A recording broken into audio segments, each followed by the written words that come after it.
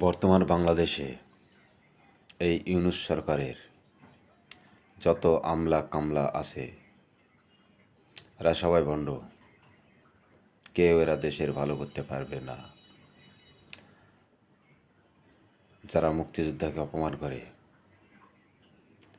আর ইসলামের মাথায় টুপি দাড়ি মাথায় নিয়ে মানুষকে অপমান করার চিন্তায় ঘুরে, এরা কখনো ইসলামের দল হতে পারে না।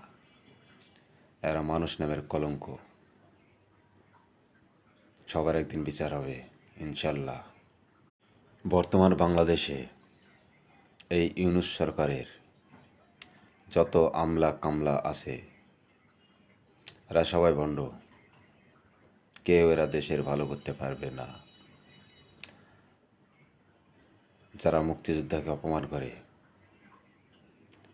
আর ইসলামের মাথায় টুপি দাড়ি মাথায় নিয়ে মানুষকে অপমান করার চিন্তায় ঘুরে, এরা কখনো ইসলামের দল হতে পারে না।